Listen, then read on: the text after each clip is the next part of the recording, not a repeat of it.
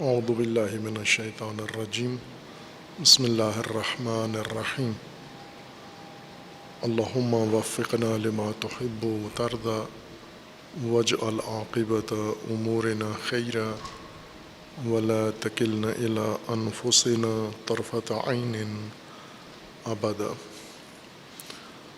رب ادخلنی مدخل صدق واخرجنی مخرج صدق واجعل لی من لدنک سلطانا نصیرا۔ تبیین سورہ مبارکہ فاتحہ آیہ دوم الحمد للہ رب العالمین۔ منشور ہدایت میں اور کتاب ہدایت میں آغاز سورہ فاتحہ سے ہے، اور سورہ فاتحہ کا آغاز بسم اللہ الرحمن الرحیم کے بعد الحمد للہ رب العالمین سے ہے۔ حمد ستائش کمالات اور ان حسن و کمال و جمال کے مشاہدہ کے نتیجے میں جو ادراک حسن و کمال کے بعد پیدا ہوتی ہے اور اس کا انسان اظہار کرتا ہے۔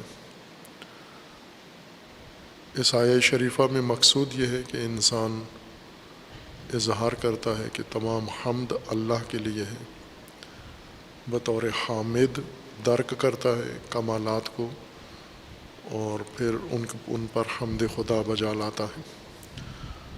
اور خصوصاً اس آیہ شریفہ میں حمد کا موجب انسان کے لیے ربوبیت اللہ تعالیٰ ہے۔ الحمد للہ رب العالمین۔ انسان کو اللہ تعالیٰ نے صلاحیت ادراک، عرفان و معرفت عطا کی ہے، اور اس صلاحیت کے نتیجے میں اس کائنات میں اللہ تعالیٰ کی ربوبیت کا سب سے زیادہ مشاہدہ کرتا ہے، اور اللہ تعالیٰ کے افعال میں سے بھی اور اللہ تعالیٰ کی صفات میں سب سے نمایاں واضح ربوبیت ہے اللہ تعالیٰ کی۔ باقی صفات بھی اللہ تعالیٰ کی موجود ہیں، کائنات میں نظر آتی ہیں، ان کے مظاہر، ان کی علامتیں بھی نظر آتی ہیں، لیکن کثرت سے جس صفت کا انسان مشاہدہ کرتا ہے وہ اللہ تعالیٰ کی ربوبیت ہے۔ انسان اپنے اندر بھی اور اپنے وجود سے باہر آفاق میں، موجودات میں، زمین و آسمان میں، صبح و شام اور ہر لحظہ اور ہر لمحہ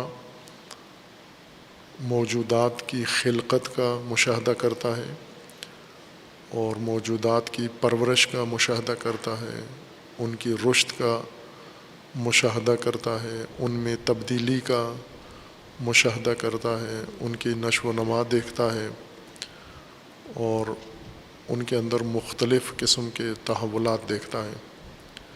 جیسے وہ چیز جو ہر جاہل انسان بھی دیکھتا ہے، جس کے لیے کسی علم و فقہ و فقاہت کی ضرورت نہیں ہے، فقط حواس کافی ہیں ان حقائق کو مشاہدہ کرنے کے لیے کہ ہم ایک تو دن رات بدلتے ہوئے دیکھتے ہیں، موسم بدلتے ہوئے دیکھتے ہیں، اور ان مختلف موسموں میں مختلف اشیاء کو اگتا دیکھتے ہیں، اور ان اشیاء کے اگنے میں مؤثر عوامل کو دیکھتے ہیں۔ یہ ہر انسان سمجھتا ہے۔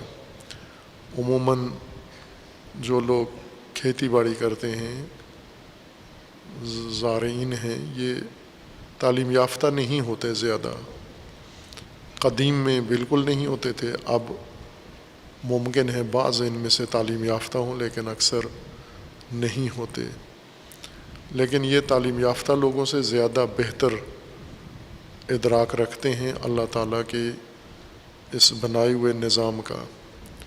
انہیں معلوم ہوتا ہے کہ کون سا موسم ہے اور اس موسم میں کس چیز نے اگنا ہے، کس چیز کے لیے مناسب موسم ہے، اور اس چیز کو اگنے کے لیے، بڑھنے کے لیے، پرورش کے لیے، پھلنے کے لیے، پھولنے کے لیے، کھلنے کے لیے کن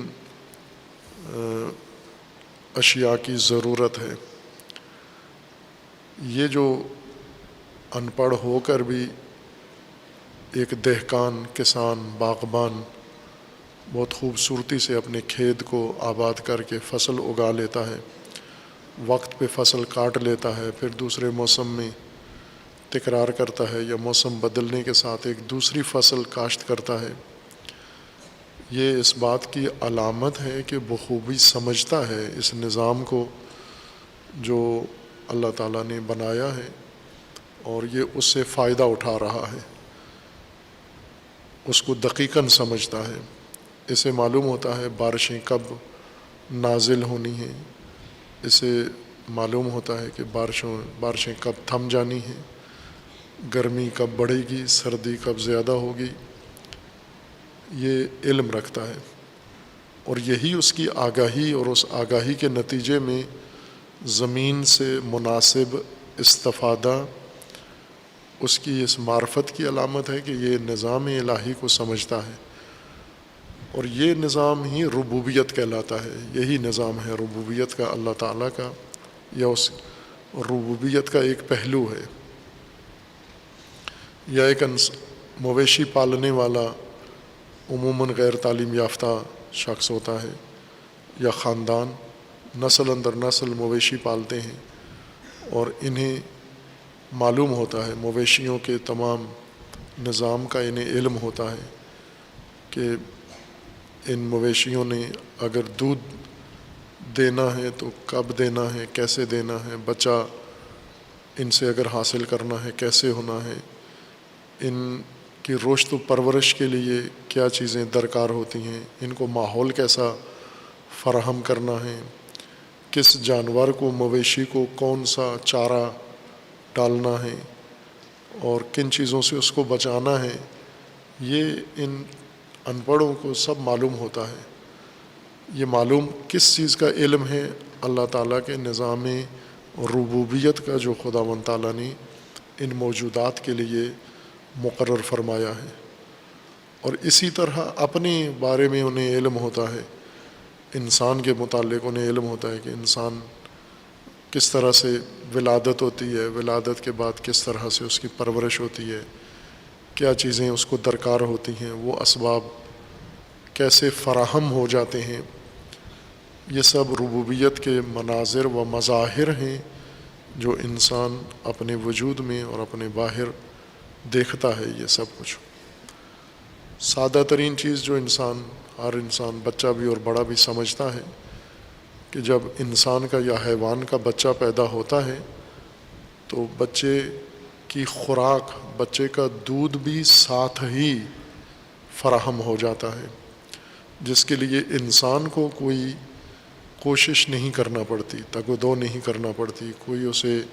خرچ نہیں کرنا پڑتا، بلکہ اللہ تعالیٰ کا نظام ربوبیت ہے کہ یہ مخلوق جو وجود میں آئی ہے، اس کی پرورش کا ابتدائی سامان، ابتدائی عمر کی پرورش کا سامان، وہ بھی ولادت کے ساتھ ہی فراہم ہو جاتا ہے، انسان کی ولادت اور حیوان کی ولادت کے دوران۔ یہ سب مراحل انسان دیکھ رہا ہوتا ہے، لیکن اس آگاہی کے ساتھ نہیں دیکھ رہا ہوتا کہ یہ اللہ تعالیٰ کا نظام ربوبیت ہے۔ یہ آگاہی اور توجہ نہیں ہوتی، نظام کی اس سے سمجھ ہوتی ہے اور اس سے استفادہ بھی کر رہا ہے، جس حد تک سمجھتا ہے اتنا فائدہ بھی اٹھا رہا ہے، اس نظام میں باقاعدہ بہرمند ہو رہا ہے، لیکن یہ اسے معلوم نہیں کہ یہ کس کا بنایا ہوا نظام ہے، کس کی ربوبیت ہے، کس نے یہ سب کچھ فراہم کیا ہے۔ قرآن کریم کی بعض آیات میں اللہ تعالیٰ نے، جیسے سورہ واقعہ میں ہے، انسان کو اسی طرف متوجہ کیا ہے کہ یہ جو تم کھیت آباد کرتے ہو، ہرس کرتے ہو، بیج کاشت کرتے ہو، اس بیج کو زر کون کرتا ہے، اگاتا کون ہے، جو تم امنا کرتے ہو اس کو بچہ کون بناتا ہے، جو تم فلاں کام کرتے ہو اس کو اپنے مقصود تک، کمال تک، ہدف تک، ثمر تک کون پہنچاتا ہے۔ یہ توجہ دلانے کے لیے کہ اگر غور کرو تو اسی عمل کے اندر مشاہدہ کر سکتے ہو کہ یہ کس کا نظام ربوبیت ہے۔ انسان کا زیادہ تعلق بھی ربوبیت خدا سے ہے۔ ویسے تو اللہ تعالیٰ کی ہر صفت سے انسان کا تعلق ہے۔ جیسے ایک عام فہم مطلب سمجھانے کے لیے عرض کیا تھا کہ اللہ تعالیٰ کی صفات اور اللہ تعالیٰ کے اسماء یہ اللہ تعالیٰ کی سلطنت اور حاکمیت کو چلانے کے وزارت خانے ہیں۔ ہم اپنے انسانی نظام میں جس انتظامی تقسیم میں یہ کہتے ہیں کہ یہ وزارت خانہ فلاں کام کا ہے، یہ فلاں کام کا ہے، اسی طرح اللہ تعالیٰ کی مملکت کے بھی مختلف پہلو ہیں، شعبے ہیں، حصے ہیں، اور وہ شعبے اللہ تعالیٰ کی اسماء و صفات سے ادارہ ہو رہے ہیں، چل رہے ہیں۔ ان کی مدیریت اسماء اللہ کے ذریعے سے ہو رہی ہے۔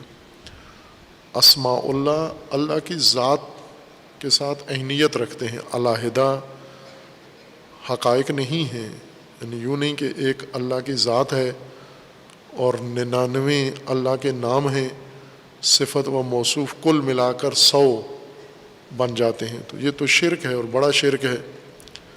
اس کا مطلب ہے 100 خداؤں کے قائل ہیں، 100 الہہ کو مانتے ہیں، ایک ہے وہ ذات الہی، ایک ہے وحدہ لا شریک ہے۔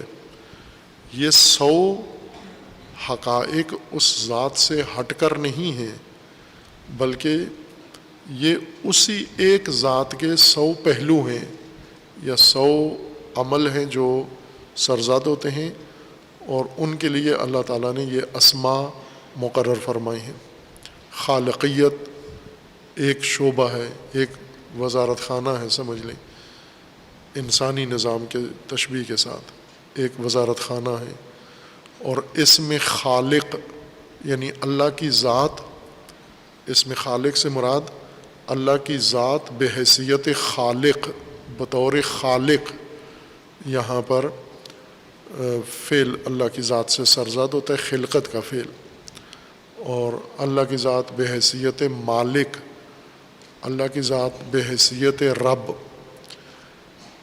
یہ تمام اسماء کائنات کے ایجاد میں، کائنات کی تدبیر میں، کائنات کے نظام میں اور نظم میں مؤثر ہیں۔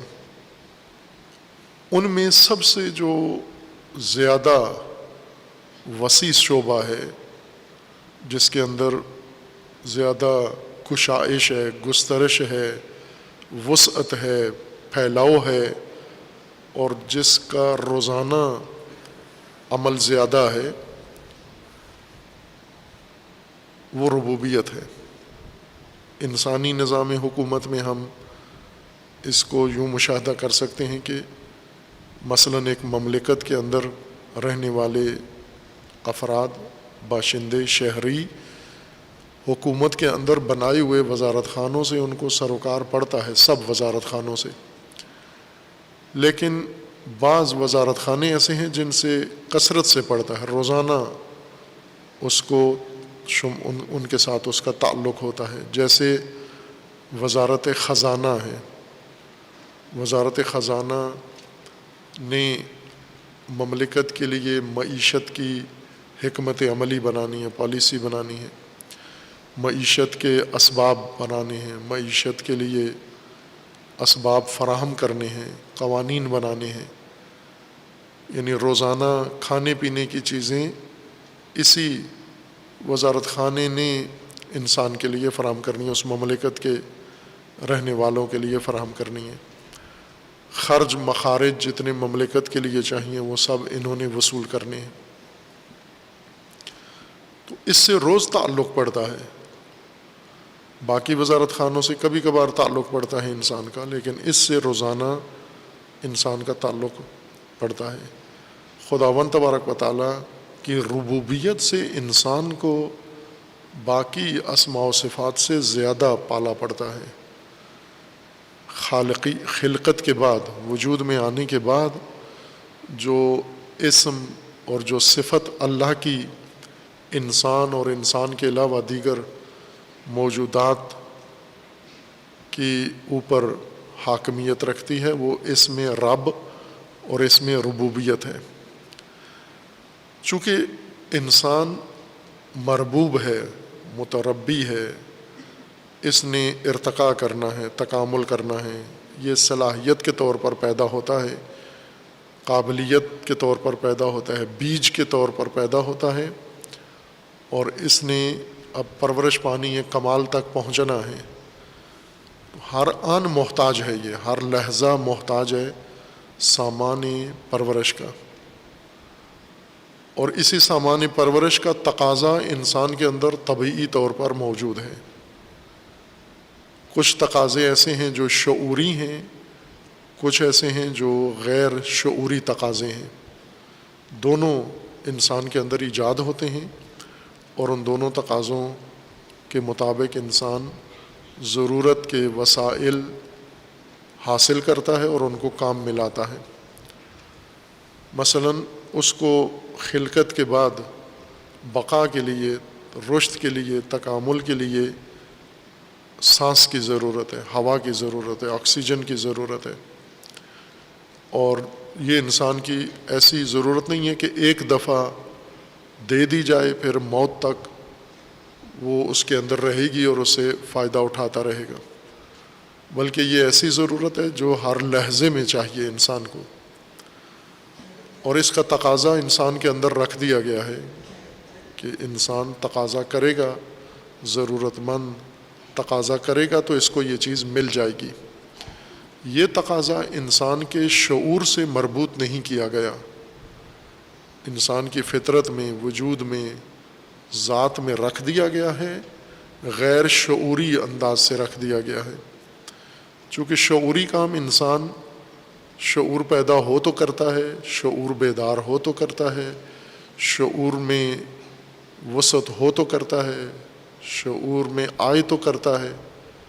اس لیے جو شعوری کام ہیں وہ انسان نہایت ضروری ہوں، سانس لینے سے بھی زیادہ، آکسیجن سے بھی زیادہ ضروری، لیکن چونکہ وہ تقاضا شعور نے بنانا ہے انسان کے اندر، اور شعور تک پہنچتا دیر سے ہے انسان، بلکہ ممکن ہے اپنی زندگی میں سرے سے اپنے اندر شعور پیدا ہی نہ کرے، یا پیدا کر کے اس کو مار دے، اس کو کسی آفت کا شکار بنا کر اس کو نابود کر دے اپنے وجود میں، لہٰذا یہ تقاضا نہیں کرتا۔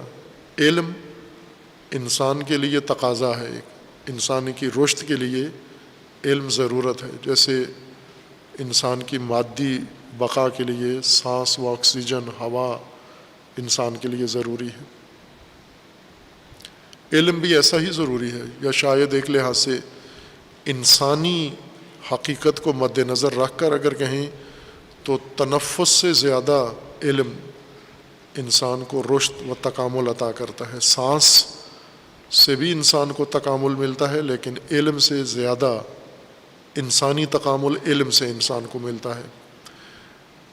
علم ایک ایسی ضرورت ہے جو انسان کے شعور سے مربوط کر دیا گیا ہے، شعور ہوگا تو تقاضا کرے گا اور حاصل کرے گا، اگر شعور نہ ہوا اس کے اندر ممکن ہے یہ 100 سال زندہ رہے اور اسی طرح بغیر ضروری علم حاصل کیے ہی مر جائے، رشد کیے بغیر ہی مر جائے، چونکہ یہ تقاضا انسان کے شعور کے ساتھ جوڑ دیا گیا تھا۔ جو بہت بنیادی ضرورتیں ہیں جن کے اوپر بقا ہے، دار و مدار ہے، ان کو شعوری نہیں بنایا گیا، غیر شعوری طور پر انسان کے اندر تقاضے ہیں۔ انسان جب سانس لیتا ہے تھوڑی دیر کے بعد سانس اگر دوبارہ بحال نہ کرے، تکرار نہ کرے، دم گھٹتا ہے انسان کا۔ یہ گھٹن، دم گھٹنا تقاضا ہے کہ چاہیے، ہوا چاہیے، سانس چاہیے اس کو۔ شعوری طور پر اگر ہوتا تو علم کی طرح یہ بالکل ضروری ہی نہ سمجھتا کہ مجھے سانس لینے کی ضرورت نہیں ہے، دم نہ گھٹتا انسان کا، احساس پیدا ہوتا، پھر اس کے بعد سانس لیتا۔ اسی طرح جو اور بنیادی تقاضے ہیں انسان کے طبعی رشد کے لیے، یہ انسان کے لیے غیر شعوری طور پر مقرر کر دیے گئے، یعنی غریزی ہیں، ودیت ہیں، انسان کی طبیعت میں، انسان کی جبلت میں رکھ دیے گئے ہیں یہ تقاضے۔ اور کچھ ایسے تقاضے ہیں جو انسان کے رشد کے لیے ہیں، جو شعور سے مربوط کر دیے گئے ہیں۔ اور یہ تمام ضرورت، یعنی تربیت کی ساری ضرورت اور رشد و تکامل کی ضرورت انسان کی پوری عمر پر تقسیم کر دی گئی ہے۔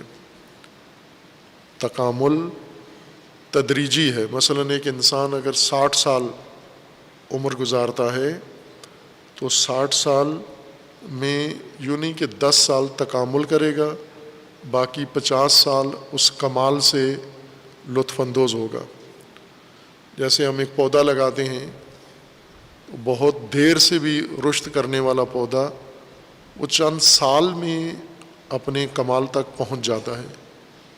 جیسے آم کا پودا ہے، یہ چند سال لگتے ہیں اس کو اپنے تکامل تک پہنچتے ہوئے، پھر یہ پھل دینا شروع کر دیتا ہے۔ کچھ چیزیں ایسی ہیں جو چند ہفتوں میں پھل دینا شروع کر دیتی ہیں، اگ بھی جاتی ہیں، کمال تک پہنچ جاتی ہیں۔ جیسے بیلیں ہیں، ان کو ہفتے چاہیے ہوتے ہیں، مہینے بھی نہیں چاہیے، چند ہفتوں میں رشد کر کے تکامل کر کے پھل دینا شروع کر دیتی ہیں، یا بعضوں کو چند مہینے چاہیے ہوتے ہیں۔ گندم کو چند مہینے چاہیے بیج سے لے کر پکنے تک، اور دوبارہ گندم کی فصل تیار ہونے تک چند ماہ چاہیے، لیکن بعضوں کو چند سال چاہیے۔ یہ چند سال اپنے کمال کی حد اعلیٰ تک پہنچ جاتے ہیں، پھر اس کے بعد ثمرات دینا شروع کر دیتے ہیں۔ لیکن انسان کے لیے ایک ایسا زمانہ مقرر نہیں ہے کہ اتنے سال میں کمال تک پہنچ جائے گا اور باقی ماندہ عمر اور سال اس کمال سے فائدہ اٹھائے گا، مستفید ہوگا، بلکہ جتنی عمر انسان کے لیے مقرر کی گئی ہے یہ سب اسی تدریجی تکامل کے لیے ہے، تربیت کے لیے ہے، پرورش کے لیے ہے، رشد کے لیے ہے، نشو و نما کے لیے ہے۔ 60 سال ہیں تو 60 سال کا ہر دن اور ہر گھڑی، ہر لحظہ انسان کے لیے رشد کے لیے ہے۔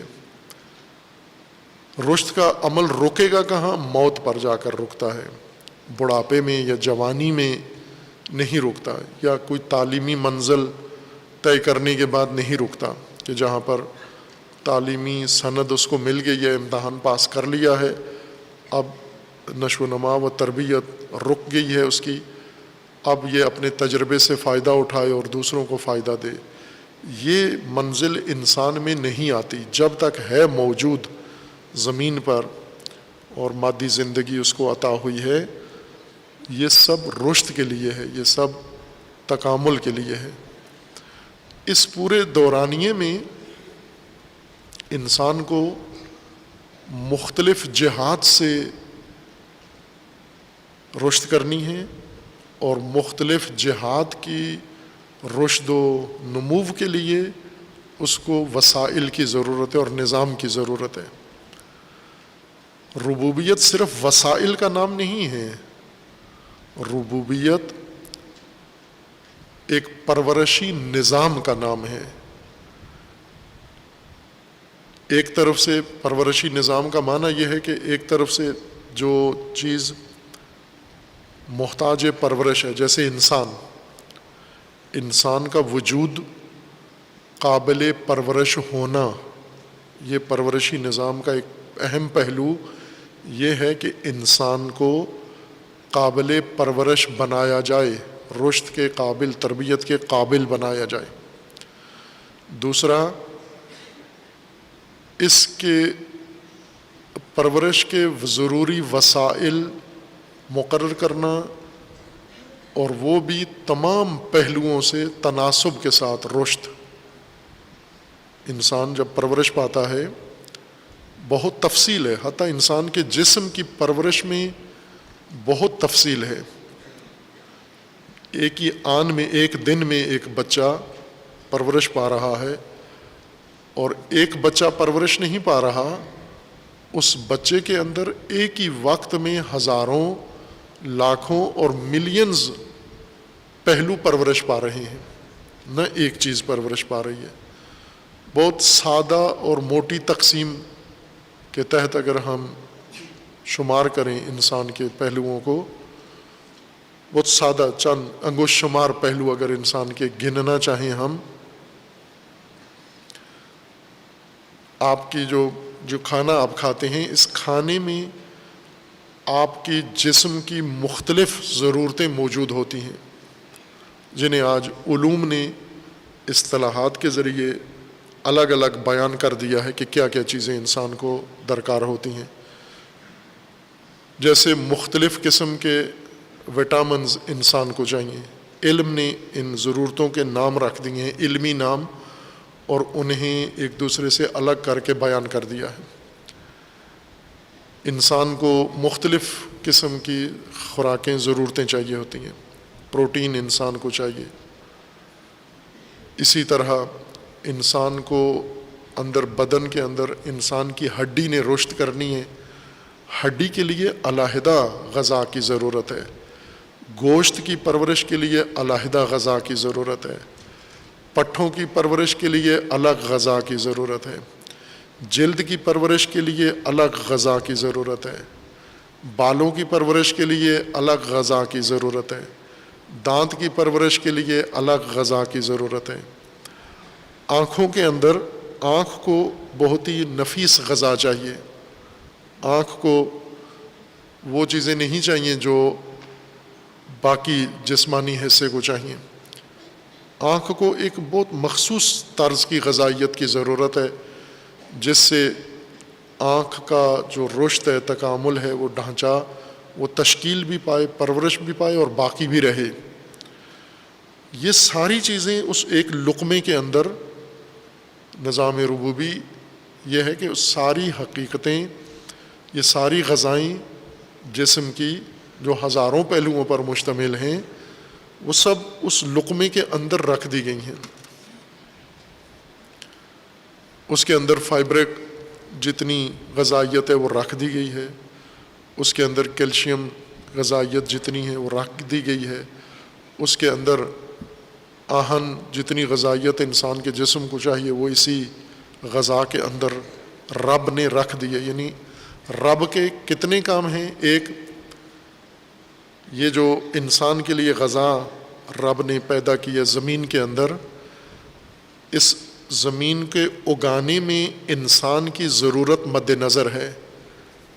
گندم کا جب پودا بنتا ہے، فصل اگتی ہے گندم کی، اس گندم کی دانے کے اندر یہ اتنی طرز کی اور اتنی نوع کی غذائیت ضروری ہے اس کے اندر رکھنا۔ یہ ربوبیت یہ ہے کہ پرورش کا محتاج انسان ہے، ایک انسان نہیں ہے بلکہ نوع انسان، نسل انسان۔ نسل انسان کب سے کب تک؟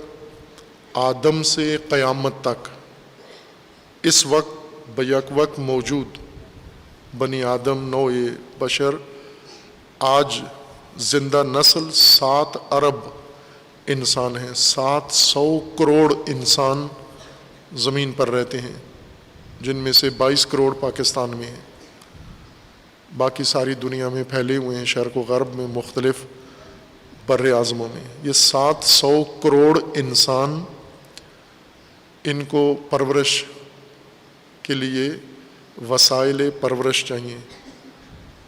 پرورش نہ ان کو پیٹ بھرنے کے لیے کھانا چاہیے، پیٹ بھرنے کے لیے نہ، ان کی پرورش کے لیے، ان کی جسمانی پرورش کے لیے، ان کی شخصیتی پرورش کے لیے، ان کی نفس روح کی پرورش کے لیے، ان کی صلاحیتیں جو ان کے اندر ان 700 کروڑ انسانوں میں مختلف صلاحیتیں ہیں، ان مختلف صلاحیتوں کی پرورش کے لیے ان 700 کروڑ انسانوں میں جتنے اعضاء ہیں، جتنے اندام ہیں، جتنے ان کے مختلف پہلو ہیں، ان سب کو یکساں طور پر پرورش کے لیے وسائل کی ضرورت ہے۔ یہ وسائل پرورش کے، ان کے رشد کے، ان کے یہ رب نے فراہم کرنے ہیں، رب نے یہ وسائل مہیا کرنے ہیں۔ ان کی پرورش کی ضرورت اور اس ضرورت کے مطابق وسیلے کو ایجاد کرنا، بنانا، اور اس وسیلے کو اس حالت میں بنا کر انسان تک پہنچانا جو یہ تناول کرے، حاصل کرے، اس کے وجود میں جائے اور جس جسم کے حصے میں یہ غذائیت درکار ہے وہاں پر پہنچ جائے۔ باہر ایک نظام بنائے گا ان وسائل کے اگنے کے لیے، پیداوار کے لیے۔ ایک رب دوسرا نظام بنائے گا اگنے کے بعد، تیار ہونے کے بعد، ان وسائل پرورش کے تیار ہونے کے بعد ان کو انسانوں تک پہنچانے کے لیے۔ تیسرا نظام ربوبیت کا، انسان کے اندر یہ وسائل اپنے اپنے متعلقہ پرورش کے شعبے تک پہنچ کر اور اس کو پرورش دیں، وہاں پہنچ جائیں اور پہنچ کر اس کا جز بنیں، اسی حصے کا، جسم کا جز بن کر وہی شکل اختیار کریں۔ جیسے انسان کو مختلف حصوں کو مختلف نوعیت کی غذائیت چاہیے، اور یہ ایک لقمے کے اندر ہے، یہ لقمہ پیٹ میں جاتا ہے، ہاضم ہوتا ہے۔ اس کارخانے میں جس کا نام ہاضمہ ہے، اس میں اس لقمے کو تجزیہ کیا جاتا ہے، تجزیہ کیا کر کے علیحدہ علیحدہ ہر چیز بنا دی جاتی ہے۔ اس میں فضولات، فضلہ الگ کر دیا جاتا ہے جو اس کی حفاظت کے لیے ہوتا ہے، وہ غذائیت کے لیے نہیں ہوتا بلکہ غذا کی حفاظت کے لیے، پیکنگ کے لیے ہوتا ہے۔ یہ ساتھ تناول کرنا ضروری ہے، چونکہ اس سے الگ کر کے، باہر غذائیت الگ کر کے انسان کو نہیں دی جا سکتی، اس کے ہمراہ جائیے۔ اور جسم کے اندر یہ نظام رب نے تشکیل دیا ہوا ہے کہ وہ تصفیہ، پہلا تصفیہ یہ ہو کہ غذائیت الگ کر دی جائے، فضلہ الگ کر دیا جائے، پھر غذائیت کو دوبارہ پھر تجزیہ کیا جائے۔ اس غذائیت کے کتنے حصے کیے جائیں؟ جتنے جسم کے حصے ہیں، شعبے ہیں۔ جسم میں اعصاب ہیں، جسم میں مسل ہیں، پٹھے ہیں، عضلات ہیں، جسم میں ہڈیاں ہیں، ہڈیوں کی نوعیتیں مختلف ہیں، اور جسم میں ایسی چیزیں ہیں جو گوشت نہیں ہیں، چربی بھی نہیں ہے، جیسے آنکھ کا ڈیلا ہے، یہ نہ گوشت ہے نہ چربی ہے، یہ ایک علیحدہ انسان کے وجود کا یا جانور کے وجود کا حصہ ہے۔ اسی طرح بعض چیزیں ہیں، نہ گوشت ہے، نہ ہڈیاں ہیں، نہ چربی ہے، جیسے بال ہیں، جیسے ناخن ہیں۔ خوب ان ساری چیزوں کو الگ الگ غذائیت کی ضرورت ہے۔ وہ تجزیہ سارا انسان کے وجود کے اندر ہو کر پھر ترسیل کا نظام ہے کہ یہ خون میں شامل ہو کر یہ غذائیت ساری اپنے اپنے حصے میں پہنچ جاتی ہے، اور ہر جسم کا حصہ اپنی ضرورت کی چیز بر وقت دریافت کر لیتا ہے، اور یہ غذائیت اس میں جا کر شامل ہو جاتی ہے، اس جز کا حصہ بنتی ہے، اور اس کے جانے سے اس عضو میں رشد آتی ہے، ارتقاء آتا ہے، تکامل آتا ہے۔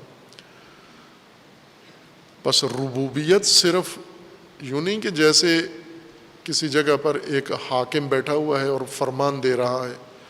ربوبیت سے مراد یہ عملی نظام، یہ تکوینی نظام بنانا، پرورش کا، پرورش یافتگان، پرورش دہندگان، اور پرورش کا طریقہ، کہ یہ جو پرورش کا سامان ہے یہ پرورش کے محتاج حصے تک پہنچایا جائے اور ان میں تناسب بھی قائم ہو۔ یہ وہ چیز ہے جس سے انسان کو روزانہ سروکار ہے، پالا پڑتا ہے، لیکن اس کا انسان کو شعور نہیں ہے، معرفت نہیں ہے، آگاہی نہیں ہے۔ یہی کام جو انسان کا رب کر رہا ہے، انسان اسے غیر اللہ کی طرف نسبت دے دیتا ہے۔ نہ صرف نسبت دیتا ہے بلکہ یقین رکھتا ہے، باور رکھتا ہے، جیسے بچہ اپنی ماں کو ہی رب سمجھتا ہے، باپ کو رب سمجھتا ہے۔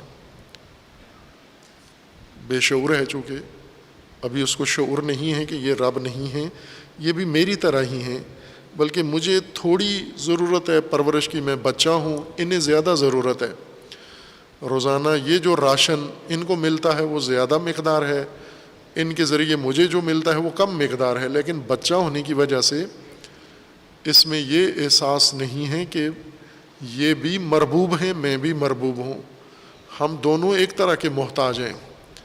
یہ خود جن چیزوں کے محتاج ہیں، میں بھی انہی چیزوں کا محتاج ہوں۔ تو ایک محتاج پرورش کا دوسرے محتاج کے لیے رب نہیں ہو سکتا۔ جو خود پرورش کا محتاج ہے وہ دوسرے کو پرورش دہندہ نہیں بن سکتا۔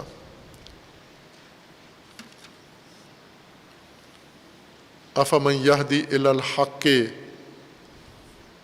کیا وہ شخص زیادہ سزاوار ہے ہدایت کا، حق کی طرف ہدایت کرنے والا جو حق پر ہے، ہدایت یافتہ ہے، ام من لا یہدی الا ان یہدا، یا وہ شخص جو جب تک خود ہدایت نہ پالے کسی اور کو ہدایت دے نہیں سکتا۔ یعنی محتدی اور ہادی یہ دونوں برابر ہیں، ایک ہدایت دینے والا ہے، ایک ہدایت کا محتاج ہے۔ یہ محتاج ہدایت کیسے ہادی بن سکتا ہے تمہارا؟ یہ مربوب خود رب کیسے بن سکتا ہے؟ جو خود سانس چاہیے جس کو، یہ کیسے آپ کو تنفس دے سکتا ہے؟ جس کو خود رزق چاہیے وہ کیسے آپ کو رزق دے سکتا ہے؟ جو خود پرورش مانگ رہا ہے، چاہیے اس کو، یہ دوسروں کے لیے نہ اسباب پرورش فراہم کر سکتا ہے، نہ نظام پرورش کو سمجھتا ہے، نہ پرورش یافتگان اور پرورش کے جو ضرورت مند ہیں ان کی ضرورتوں کا ادراک کر سکتا ہے۔ یہ چونکہ یہ تو خود محتاج پرورش ہے۔ یہ پرورش کون دے سکتا ہے؟ جو خود پروردہ نہ ہو، محتاج پرورش نہ ہو، ضرورت مند نہ ہو پرورش کا، وہ پروردگار بن سکتا ہے، پرورش دہندہ بن سکتا ہے۔ اور جو خود نہ پرورش لیتا ہو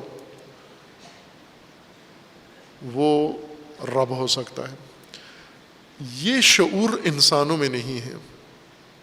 جس طرح قرآن کریم میں ایک بے شعوری انسان انجام دیتا ہے، اور انبیاء کے ذریعے خداوند تعالیٰ نے ان احمقوں کو اس طرف دھیان دلوایا ہے، متوجہ کیا ہے کہ یہ جو پتھر کی مورتیاں تم بناتے ہو، مورتی تمہاری محتاج ہے، تم تراشو گے، تم خراشو گے، تم اس کو گھڑو گے تو یہ مورتی ایک شکل بن کر تمہارے سامنے آئے گی۔ پھر اس مورتی کو کہیں رکھنا ہے، تم نے اٹھا کے رکھنا ہے، اس کو گرنے سے تم نے بچانا ہے، اس کو چوری ہونے سے تم نے بچانا ہے، اس کی شکل تم نے بنائی ہے، اس کی ہر چیز تمہارے ہاتھوں سے ہوئی ہے۔ اور جب یہ بنا لیتے ہو، اس کو اٹھا کے رکھ لیتے ہو، پھر اس کو اپنا رب مان لیتے ہو کہ اس مورتی کی وجہ سے ہمیں سب کچھ مل رہا ہے، یہ مورتی ہمیں سب کچھ دے رہی ہے۔ اتنی حماقت ہے، اس سے بڑی حماقت انسان میں فرض نہیں ہو سکتی کہ ایک چیز جو تم نے خود ابھی بنائی ہے، اپنے ہاتھوں سے بنائی ہے، تمہاری مصنوع ہے، تمہاری پیداوار ہے، تمہاری صنعت ہے، یہ پلٹ کر تمہیں کیا فائدہ دے سکتی ہے؟ یہ کوئی آلہ بھی نہیں ہے، مورتی آلہ نہیں ہوتا، آلے سے انسان خود استفادہ کر کے کوئی نہ کوئی کام لے لیتا ہے. جیسے کلاہڑی ایک آلہ ہے، ہتھوڑا ایک آلہ ہے، چھری ایک آلہ ہے، اسی طرح کئی گینتی ایک آلہ ہے. یہ آلات ہیں مختلف قسم کے، انہیں انسان بروئے کار لا کر کسی کام میں لے آتا ہے. آلات کو، آلات یعنی وسیلے، ذریعے کسی دوسری چیز کے کام کے انجام دینے کے لیے. لیکن مورتیاں تو آلات کا کردار بھی ادا نہیں کر سکتی. آپ ایک چھری سے سبزی کاٹ سکتے ہو، مورتی سے نہیں کاٹ سکتے. وہ جو آلات جتنا بھی اثر نہیں رکھتی جو چیز، اسے تم مؤثر مان لیتے ہو، اسے رب مان لیتے ہو، اور یہ کہتے ہو کہ اس کی وجہ سے ہمیں سب کچھ مل رہا ہے. جو خود محتاج ہے تمہاری محتاج ہے. ربوبیت سب سے زیادہ مشہود اور ملموس ہے، اور ربوبیت میں انسان سب سے زیادہ غافل اور گمراہ ہے. یہی اگر شعور انسان میں آ جائے کہ میں جو کچھ دیکھ رہا ہوں یہ کیسے میرے وجود میں پہنچ کر اثر انداز ہو رہا ہے اور میں کیسے پرورش پا رہا ہوں، یہی کافی ہے انسان کے لیے. ہدایت کا سرا انسان کو مل جاتا ہے، اور اس سبق سے پھر اگلا انسان آسانی سے اگلا سبق خود پڑھ لیتا ہے، حاصل کر لیتا ہے. حمد اس ربوبیت کے مشاہدے سے پیدا ہوتی ہے. الحمد للہ رب العالمین. اب پھر یہاں پر متمم وہی سورہ منافقون والی آیت ہے، اذا جاءک المنافقون قالوا نشہد انک لرسول اللہ. منافق آ کر کہتے ہیں کہ ہم گواہی دیتے ہیں آپ اللہ کے رسول ہیں، اور اللہ کے علم میں ہے کہ آپ اللہ کے رسول ہیں. یعنی جس چیز کی یہ گواہی دے رہے ہیں وہ چیز حق ہے، درست ہے، وہ اللہ کو معلوم ہے. لیکن منافقوں کا یہ کہنا کہ آپ اللہ کے رسول ہیں یہ جھوٹ ہے ان کا. اسی طرح وہ افراد جو اللہ کی ربوبیت کا مشاہدہ ہی نہیں کر رہے، ادراک نہیں رکھتے، ربوبیت سے بہرہ مند ہو رہے ہیں، ربوبیت سے فائدہ اٹھا رہے ہیں، پرورش پا رہے ہیں، وسائل روزمرہ دریافت کر رہے ہیں، ہر شعبہ زندگی میں ان کے پاس وسائل موجود ہیں اور لطف اندوز ہو رہے ہیں، لیکن شعور نہیں رکھتے. انہی چیزوں کو نسبت دیتے ہیں مختلف بعض افراد سے، بعض طاغوتوں کی طرف نسبت دیتے ہیں، بعض اپنی کوشش و کاوش کی طرف نسبت دیتے ہیں، اپنی ذہانت کی طرف نسبت دیتے ہیں، بعض اپنے ماں باپ کی طرف نسبت دیتے ہیں، بعض اپنے دوستوں کی طرف نسبت دیتے ہیں، بعض حکمرانوں کی طرف منسوب کرتے ہیں، بعض مانوی چیزوں کی طرف منسوب کرتے ہیں، پیروں کی طرف منسوب کرتے ہیں، اور بعض ایسے مقدس ہستیوں کی طرف منسوب کرتے ہیں کہ یہ سب کچھ ہمیں ان سے مل رہا ہے، یعنی یہ رب ہیں ہمارے. کثرت سے یہ کہتے ہیں یہ آپ کی طرف سے مل رہا ہے، یہ آپ کی وجہ سے مل رہا ہے، یہ فلاں کی وجہ سے مل رہا ہے، یہ فلاں کے صدقے میں مل رہا ہے. یہ افراد جو کچھ انہیں مل رہا ہے رب کی ربوبیت کے مطابق ان کو مل رہا ہے، ربوبی نظام میں ان کو سب کچھ عطا ہو رہا ہے. لیکن جب ادراک و شعور کی بات آتی ہے یہ وہ سب کچھ منسوب کرتا ہے یا طبیعت کی طرف، نظام مادی کی طرف. اگر دو جماعتیں سائنس کی پڑھ لے تو طبیعت کی طرف منسوب کر دیتا ہے سب. اگر کسی مسلک فرقے سے ہو تو یہ سب کچھ اپنے مسلک کے کسی بزرگ مانوی روحانی ہستی کی طرف منسوب کر دیتا ہے، یا کسی مورتی کی طرف، یا کسی قبر کی طرف، یا کسی شخص کی طرف، یا کسی حاکم کی طرف. اگر سیکولر ہے، بے دین ہے، کوئی روحانی مانویات مقدسات نہیں مانتا، تو وہ ان حکمرانوں کی طرف اور عالمی نظام اقتصاد کی طرف اور مغرب کی طرف اور فلاں کی طرف حکومتی پالیسیوں کی طرف منسوب کر دیتا ہے کہ یہ ان کے طفیل سب کچھ ان کو مل رہا ہے۔ یہ لوگ جب زبان سے کہتے ہیں الحمدللہ رب العالمین، تو اللہ تعالیٰ کا جواب یہ آتا ہے کہ اللہ کے علم میں ہے کہ حمد ساری اللہ کی ہے اور اللہ رب العالمین ہے، لیکن یہ جھوٹ بول رہے ہیں، یہ جھوٹ بول رہے ہیں۔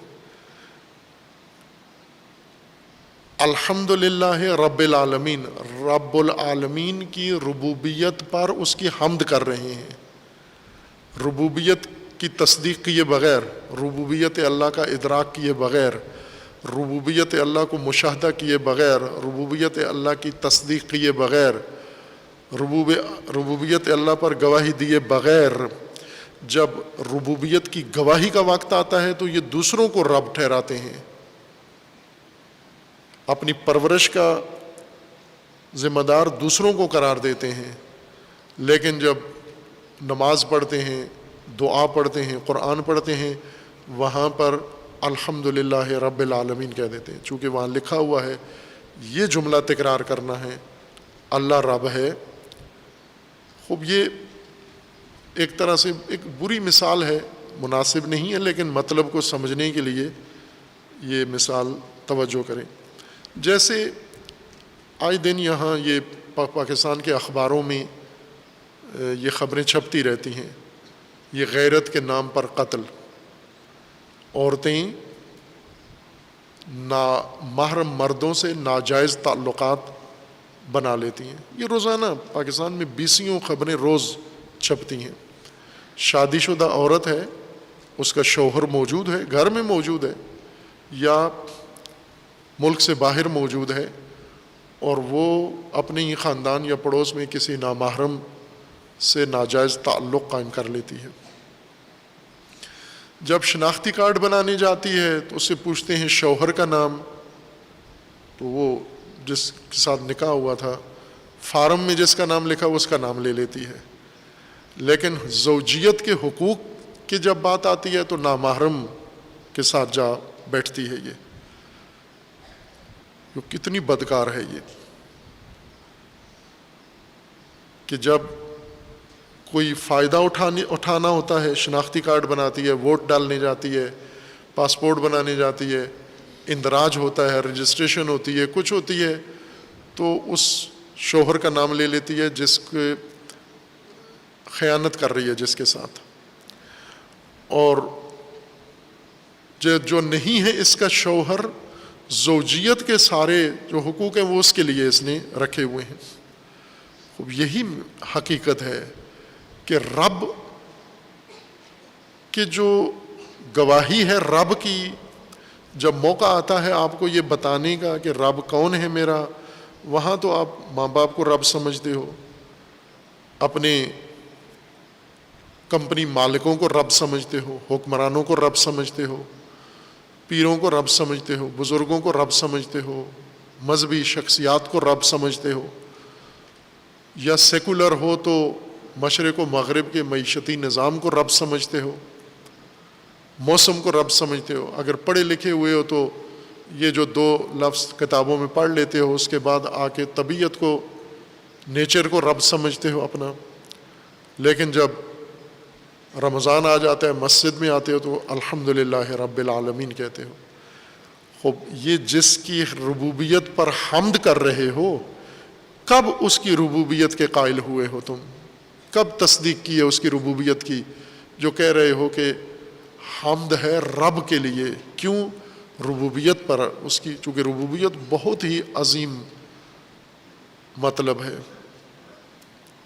یہ ربوبیت کو انسان اگر درک کر کے کھول لے تو دائماً سجدے میں رہے خداوند تبارک و تعالیٰ کی بارگاہ میں، کہ کس طرح خدا میری پرورش کر رہا ہے اور کس طرح دوسروں کی پرورش کر رہا ہے۔ یہ بارہا بیان کیا ہے کہ یہ چیزیں جو ہم کھا لیتے ہیں جانور کی طرح، چارے کے طور پر، سبزیاں سامنے آئیں کھا لیتے ہیں، فروٹ سامنے آئے کھا لیتے ہیں، غذائیں سامنے آئیں فوراً بھینس کی طرح چرنا شروع ہو جاتے ہیں. ذرا ان کی بناوٹ دیکھو، ان کی ترکیب دیکھو، ان کی غذائیت دیکھو. کسی ایک چیز کو لے لو آپ، کیلا، یہ کیلا جب کھاتے ہو، اس کی غذائیت، اس کی بناوٹ، اس کی حفاظت، یہ کہاں اگا ہے؟ زمین سے، مٹی سے ایک پودا اگا، اس پودے کے اوپر ایک خوشہ نکلا، اس میں یہ کیلا نکلا. اس کے اندر یہ مٹھاس کہاں سے آئی؟ اسی گوبر اور مٹی سے، پانی سے. یہ کیا دستگاہ ہے خداوند تبارک و تعالیٰ نے لگائی ہے کہ ایک پودا زمین سے اگتا ہے اور پھر اس کے اوپر پھل لگتا ہے، اتنا لذیذ، اتنا گوارا، اتنا خوش مزہ، اور اس طرح اس کی پیکنگ کی گئی ہے، اس طرح اس کے اندر ترکیب رکھی گئی ہے. کیلے جیسی آئس کریم بنانے کے لیے، کیلے جیسی خوراک بنانے کے لیے انسانوں نے کتنی بڑی بڑی مشینیں بنائی ہیں، پھر جا کر وہ مواد تیار ہوتا ہے اور ان کے ذریعے سے یہ سامان تیار کرتے ہیں. اور اللہ تعالیٰ نے ایک سادہ سے نظام میں، ایک مٹی میں، کیچڑ میں پودا اگا ہے، اور اس پودے کے اندر اتنی نفیس پاکیزہ چیز خداوند تبارک و تعالیٰ نے لگائی ہے. اسی طرح ایک ایک کر کے کسی بھی شے کو کھولو، ہر موسم کا پھل، ہر موسم کی سبزی، ہر موسم کی خوراک، یہ تمہاری پرورش کا انتظام ہے، اہتمام ہے. کیلا منڈی سے خرید کے باپ تمہیں کھلائے تو باپ رب بن جاتا ہے، لیکن کیلا جو مٹی سے اگائے اور کیلے کے اندر یہ غذائیت رکھے، اور کیلے کے اندر یہ ذائقہ رکھے، کیلے کے اندر یہ طعم رکھے، کیلے کی یہ پرورش کرے، کیلے کو اتنا آپ کے لیے گوارا مفید قرار دے، اور اس کو دھیان بھی نہ جائے ہمارا کیلا کھاتے ہوئے کہ یہ ربوبیت کس کی ہے، کہ میرے لیے کہاں غذا اگی ہے، میں کہاں بیٹھ کر اس کو تناول کر رہا ہوں. یہاں انسان جانور سے بدتر ہو جاتا ہے. جانور میں یہ گواہی نہیں ہے کہ وہ الحمدللہ رب العالمین کا شعور نہیں رکھتا، ادراک نہیں رکھتا. انسان رکھتا ہے. سب سے زیادہ جو انسان کے لیے مشہود، ملموس چیز ہے، محسوس ہے اس کائنات میں اللہ تعالیٰ کی صفات و افعال میں سے، وہ اللہ کی ربوبیت ہے. باقی حقیقتوں تک، اللہ تعالیٰ کی باقی ذات کی معرفت، اسماء و صفات کی معرفت تک انسان کو سوچ سمجھ کے، غور و فکر کر کے پہنچنا پڑتا ہے. جیسے اللہ تعالیٰ کی وحدانیت ہے، اس کے لیے انسان کو سوچنا پڑتا ہے، غور کرنا پڑتا ہے، تدبر کرنا پڑتا ہے. لیکن ربوبیت کے لیے تو غور نہیں چاہیے، آنکھیں کافی ہیں، جو دیکھ رہے ہیں، جو کچھ انسان مشاہدہ کرتا ہے، یہ کافی ہے اس گواہی کے لیے. اسی مشاہدے سے ربوبیت دیکھتا ہے، اور یہ ربوبیت اتنی تحسین برانگیز ہوتی ہے، بے ساختہ اس کے منہ سے نکلتا ہے الحمدللہ رب العالمین. اور خصوصاً ربوبیت کو جس وسعت کے ساتھ دیکھتا ہے، یوں نہیں کہ میں اور میرا خاندان، میں اور میرا قبیلہ، میں اور میرا علاقہ، جو عموماً انسان غیر انسانی جب انداز اپنا لیتا ہے، انسان جب پست ہونا شروع ہوتا ہے، گرنا شروع ہو جاتا ہے، اس کو علامت کے طور پر محفوظ رکھیں اپنے پاس. جب بھی دیکھیں کہ میں پست ہو رہا ہوں یا نہیں ہو رہا، تو اپنے اندر کچھ علامتیں مشاہدہ کریں. اگر یہ احساسات اندر نظر آ رہے ہیں تو اس کا مطلب ہے پستی کی طرف ہوں. جیسا پہلے بیان کیا تھا کہ اگر نماز میں بے رغبتی ہے تو سمجھو منافقت آ گئی ہے اندر. منافقت آ نہیں رہی بلکہ آ گئی ہے، چونکہ قرآن منافقین کی یہ علامت بتاتا ہے کہ اذا قاموا الی الصلاۃ قاموا کسالی، جب نماز کے لیے وقت نماز آتا ہے سست ہو جاتے ہیں، کسالت آ جاتی ہے ان کے اندر، بیزاری آ جاتی ہے، بے رغبتی، یہ منافقت کی علامت ہے، منافقت پیدا ہو گئی ہے. جیسے کرونا کے دنوں میں چھینک آئی ہے، نزلہ ہو گیا ہے تو علامت ہے کہ کرونا آ گیا ہے آپ کے اندر، پھر دوڑتے ہو، باقی بھی آپ سے دور ہوتے ہیں کہ یہ شخص کرونا کا مریض ہے. کرونا کے مریض سے بھاگو نہیں، کرونا کے مریض کو سنبھالو، علاج کرو. منافق سے بھاگو. جب دیکھو کہ نماز میں سستی کر رہا ہے بھاگو اس سے، یہ منافق ہے. قرآن فرما رہے ہیں اذا قاموا الی الصلاۃ قاموا کسالی، اس سے بھاگو دور، یہ تباہ کرے گا آپ کو. اور خود سے متوجہ کرو کہ بھائی اپنا خیال رکھو، کچھ سوچو، اس منافقت کو دل سے نکالو. اسی طرح پستی اور گھٹیا پن، غیر انسانی درجے پہ انسان گر کے جا رہا ہے، اس کی علامت یہ ظاہر ہوتی ہے کہ انسان خود بین، خود خواہ، خود پرست بن جاتا ہے. میں، میرا خاندان، میرے ماں باپ، میرے بچے، میرا علاقہ، میری زبان، میری قوم، یہ میرا. ابھی یہ چند دن پہلے وزیر اعظم صاحب نے شاید وزارت عظمیٰ کے آخری دن، دوسرے دن وزارت جانی تھی، اس سے پہلے دن جو خطاب کیا انہوں نے، وہ 45 منٹ کا خطاب تھا، جس میں ٹی وی چینلز کے مطابق انہوں نے 228 دفعہ میں کہا ہے 40 منٹ میں. 40 منٹ کے خطاب میں 228 دفعہ میں، میرا، مجھے کا تلفظ کیا ہے انہوں نے. یہ چند دن پہلے کی بات ہے، چند ہفتے پہلے کی بات ہے. جب یہ احساس انسان کے اندر آ جائے، پھر توقع نہ رکھے کہ اس کو رب نظر آئے گا، ربوبیت نظر آئے گی، مشاہدہ ربوبیت کرے گا. وہ بھی ربوبیت کا مشاہدہ کہاں، جتنی اللہ کی ربوبیت میں وسعت ہے اتنا بڑا مشاہدہ کرے انسان. اللہ کی ربوبیت کتنی وسیع ہے، عالمین تک وسیع ہے، رب العالمین ہے. جب انسان گرنا شروع ہوتا ہے تو اللہ تعالیٰ کا قرآن مجید میں فرمانا ہے کہ خداوند تبارک و تعالیٰ جن لوگوں کو ہدایت کرنا چاہتا ہے، یرید اللہ ان یہدیہ یشرح صدرہ للاسلام.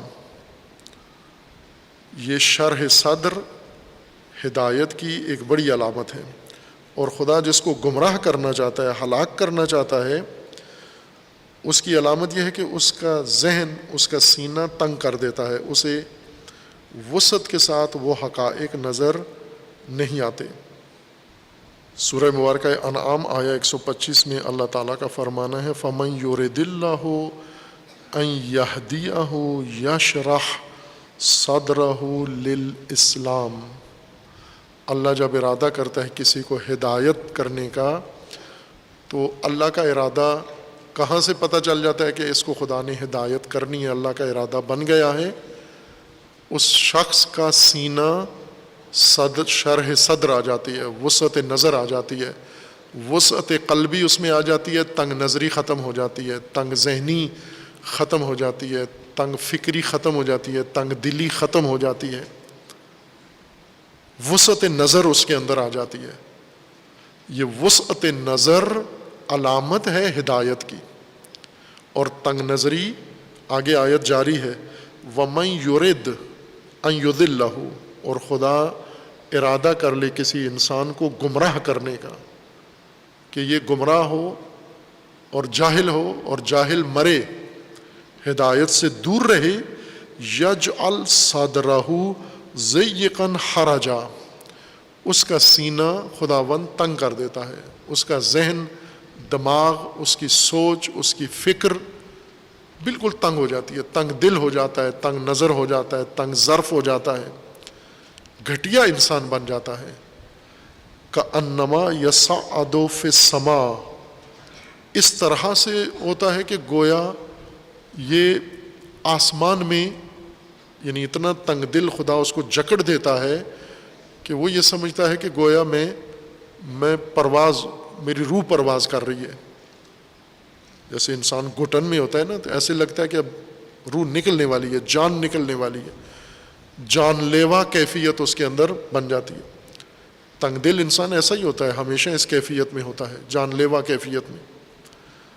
کذالک یجعل اللہ الرجس علی الذین لا یؤمنون. یہ رجس ہے.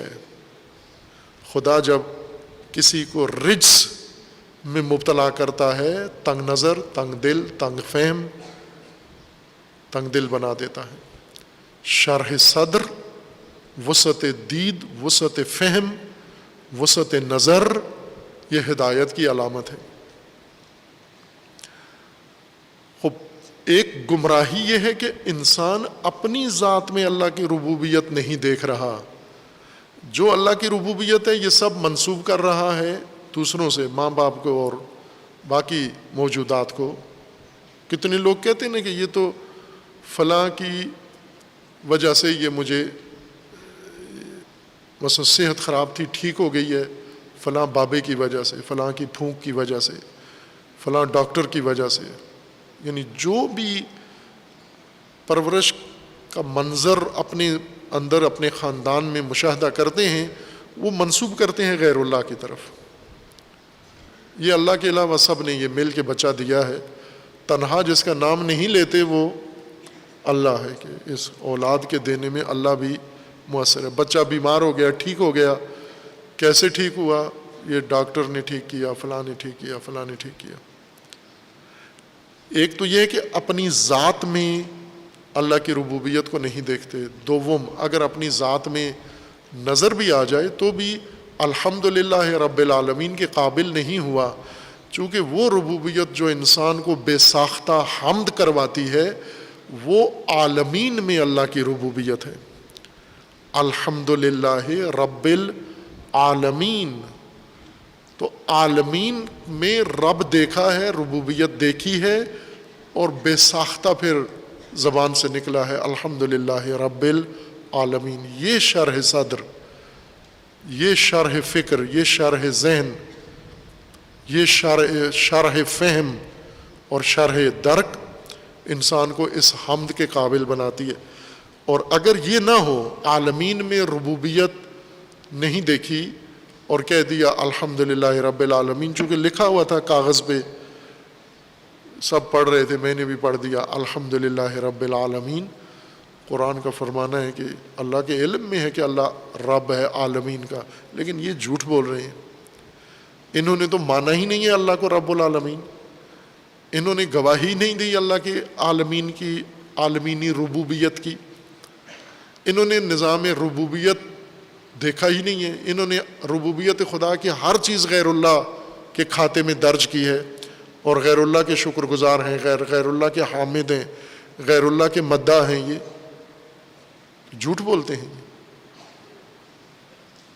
واللہ یشہد ان المنافقین لکاذبون، اللہ گواہی دیتا ہے کہ منافق جھوٹ بولتے ہیں. اور یہ اتنا بڑا اعزاز انسان سے دور ہو جاتا ہے. الحمدللہ رب العالمین یہ خبر نہیں ہے. بعض محقق علماء نے اس طرف رہنمائی کی ہے ہماری کہ یہ سورہ فاتحہ میں جو الحمدللہ رب العالمین ہے، یہ ہر چند شکلاً ادبی قاعدے کے مطابق جملہ خبریہ ہے، لیکن یہ خبر نہیں ہے، انشاء ہے. یعنی انسان حمد اللہ کے لیے قرار دے رہا ہے، نہ کہ حمد اللہ کے لیے ہے اور انسان خبر دے رہا ہے. انسان حمد اللہ کے لیے مختص قرار دے رہا ہے. یعنی دوسرے لفظوں میں یہ کہتا ہے کہ میں ساری حمد رب العالمین کے لیے، تمام حمد رب العالمین کے لیے مخصوص کر رہا ہوں، ہر حمد رب العالمین کے ساتھ مخصوص کر رہا ہوں. اب یہ ربوبیت اتنی وسعت کے ساتھ، عالمین کی وسعت کے ساتھ سمجھنی ہے انسان نے. پہلے عالمین کو سمجھیں کیا ہے. عالمین کس کو کہتے ہیں؟ عالم کی جمع ہے عالمین، مفرد اس کا عالم ہے، لام کے اوپر زبر ہے، عالم، عالم نہیں، عالم یعنی دانشمند، دانشور، صیغہ فاعلی کے ساتھ عالم فاعل، یہ ہے عالم، خاتم، خاتم کی طرح عالم ہے، جیسے خاتم الانبیاء، خاتم الانبیاء نہیں، خاتم الانبیاء، خاتم، اس کا معنی مفرد اس کا عالم ہے اور جمع اس کی عالمین ہے، عوالم بھی ہے اور عالمین بھی ہے۔ قرآن مجید میں عالمین یہ جمع استعمال ہو گیا، رب العالمین۔ عالم بھی اسی علم سے ہی بنا ہے، جس سے عالم نکلا ہے اسی سے عالم بھی بنا ہے، عین لام میم، علم مصدر ہے، اسی مصدر سے علم بھی بنا ہے، اسی سے علم بھی بنا ہے، اسی سے عالم بھی بنا ہے، اسی سے عالم بھی بنا ہے، اسی سے علامت بھی ہے اور اسی سے عالمین بھی ہے۔ سب کا مادہ لفظی علم ہے، عین لام میم، جس کا مطلب عموماً کیا جاتا ہے دانش، آگہی، کسی حقیقت کی آگہی کو علم کہتے ہیں۔ جب انسان کے ادراک میں وہ حقیقت آ جائے، منعکس ہو جائے، اس کو علم کہتے ہیں۔ لیکن لغتاً علم عین لام میم آگہی کو نہیں کہتے، لغتاً اصلی مادہ اس کا، مادہ لغوی کا معنی نشانی ہے، کسی چیز کو نشانی لگا دینا اس کی پہچان کے طور پر۔ ایک جیسی چیزیں، مخلوط چیزیں، ایک رنگ کی چیزیں، عموماً انسان ان کو اگر نشانیاں نہ لگی ہوئی ہوں تو غلطی کر بیٹھتا ہے ان کی تشخیص میں، ان کی پہچان میں۔ جیسے جنگل میں درخت ہوں، ایک جیسے درخت ہیں سارے، آپ نے کسی درخت کے نیچے کوئی چیز رکھی تھی اور جب بعد میں ڈھونڈنے گئے تو سب درخت ایک جیسے انسان کو، یا ریت کے ذرے ہیں صحرا میں، یا صحرائی زمین ہے، ایک جیسی زمین ہے ہر طرف۔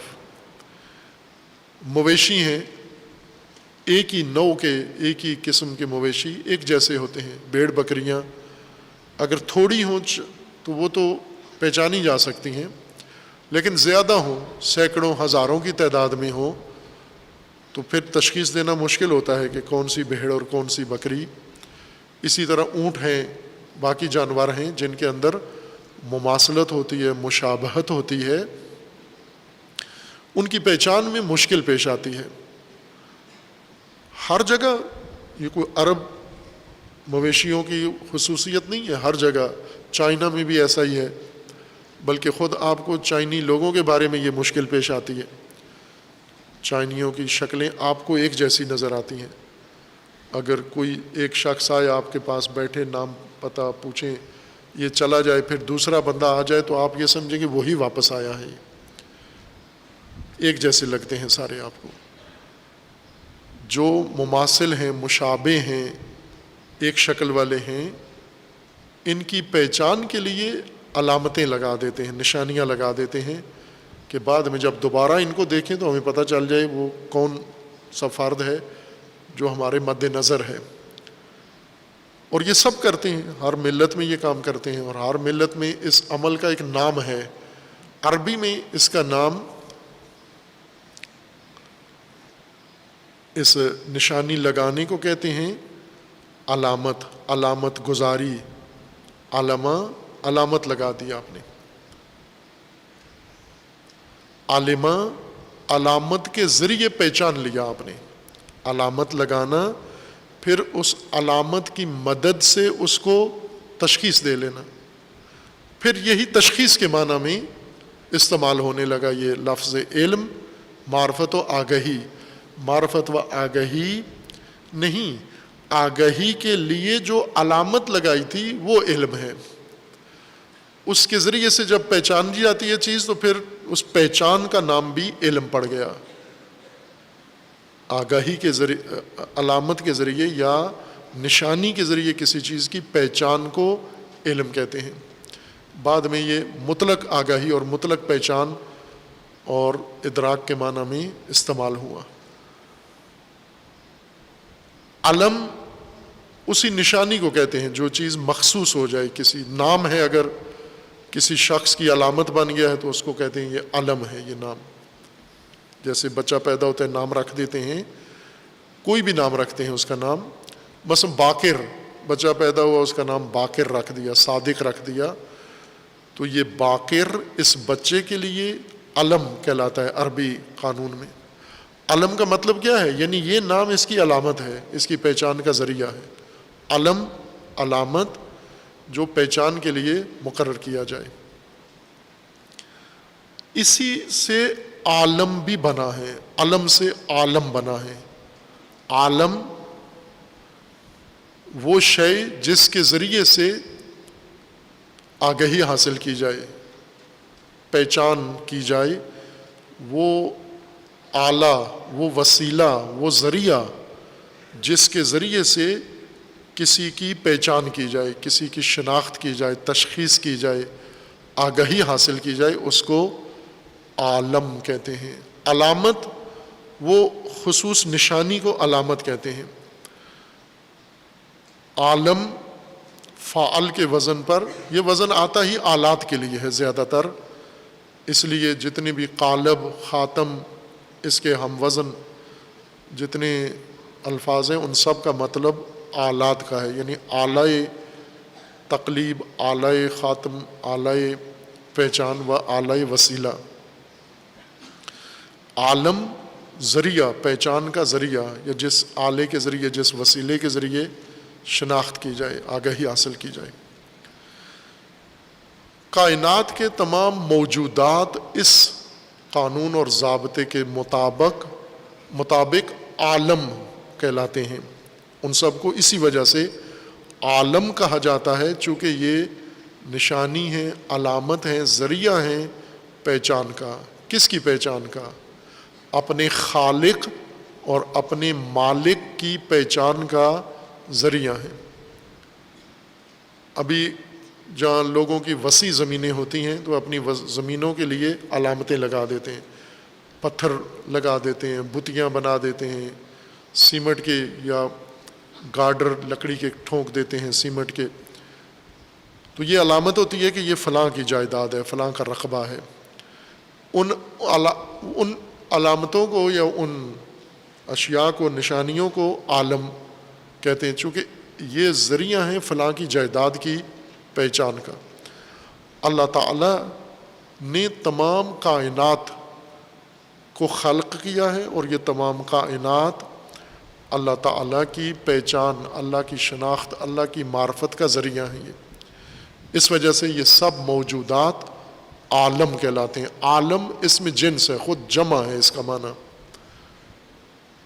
عالم ایک کو نہیں کہتے، عالم بہت سارے موجودات، کثیر موجودات جو نشانی ہو کسی کی پہچان کے لیے، ان کو عالم کہا جاتا ہے۔ اور عالمین جمع الجم ہے، اس صیغہ جمع کی جمع ہے۔ عالمین بہت سارے عوالم اور بہت سارے کثیر ایسے مجموعے جو نشانی ہیں، وہ علامت ہیں اللہ تعالیٰ کی پہچان کے۔ اب اس میں ایک ادیبوں نے بھی ایک بیچ میں اپنا اظہار وجود کیا ہے کہ عالمین سے مراد ذوی العقول ہیں، لیکن قرآن مجید میں ایسے نہیں ہیں، جیسا بعض محققین نے، بزرگان نے ذکر کیا ہے کہ مختص نہیں ہیں عالمین ذوی العقول کے لیے، یعنی انسانوں کے لیے یا جنات کے لیے، بلکہ اس میں وسعت ہے، عمومیت رکھتا ہے۔ جو کچھ اللہ تعالیٰ نے کائنات میں خلق کیا ہے، ایجاد کیا ہے، وہ سب عالم ہے، وہ عالمین، اور وہ سب تحت ربوبیت خدا ہے۔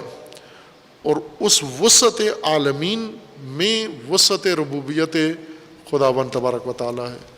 انسان مومن یہ معرفت پیدا کرتا ہے عالمین کی، اور عالمین میں اللہ کی ربوبیت کی، نظام ربوبیت کی۔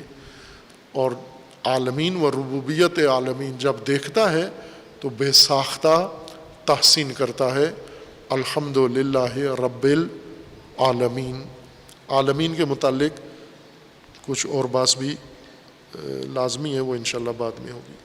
صلی اللہ علی محمد وآلہ الطیبین الطاہرین۔